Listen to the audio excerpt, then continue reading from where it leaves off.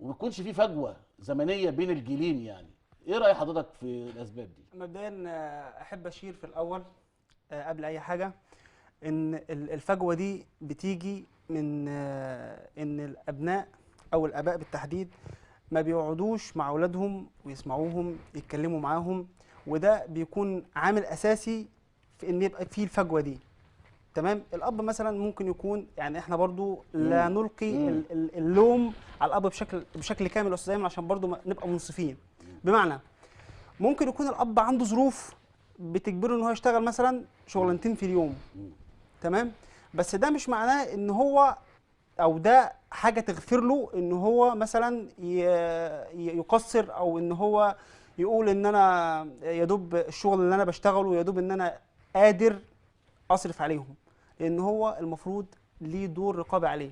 احنا رغم لما ان نيجي احنا كلنا بنجري ورا لقمه العيش، لكن مش مبرر ان بالظبط، احنا ما انا نتحجج بالجري ورا بالظبط لقمه العيش ونهمل اولادنا. بالظبط كده. ليه بقى ما ينفعش نهمل اولادنا؟ لان طبعا. هم دول اصلا ثمره حياتنا، اللي هم اصلا احنا كده كده بنعمل الفلوس دي عشانهم.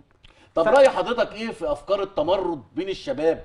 وهل ساهمت في انتشار الجريمه وبالذات جرائم العنف بين اكيد الشباب؟ اكيد طبعا اكيد. لما انا كده والدي مثلا يجي يقول لي مثلا، او والدتي الحاجه دي مثلا ما تعملهاش، او الحاجه دي غلط، وانا بكابر. هو المشكله ان الشاب نفسه اللي لسه مراهق بيبقى ليه طبيعه خاصه، خصوصا من الناحيه النفسيه، ان هو شايف مثلا وصل لسن معين ان مفيش حد راقب عليه، ان هو خلاص بقى كبير. تمام. دورنا بقى يا استاذ ايمن نتكلم فيه هنا، نرجع لحته ايه؟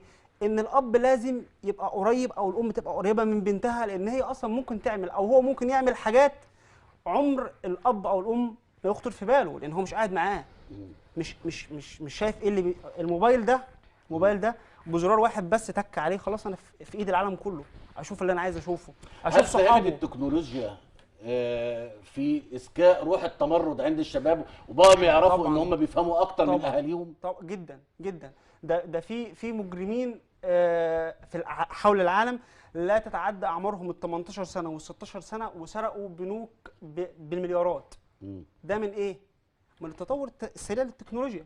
تمام. لكن نرجع ونقول برضه يا استاذ ايمن ان حته الفجوه بين الاب وابنه بتعمل مشاكل كتير جدا، مشاكل نفسيه. ممكن يكون الاب قاسي. تمام. يعني دي حاله من الحالات، الاب يبقى قاسي جدا، فالابن بطبيعه الحال هيعمل ايه؟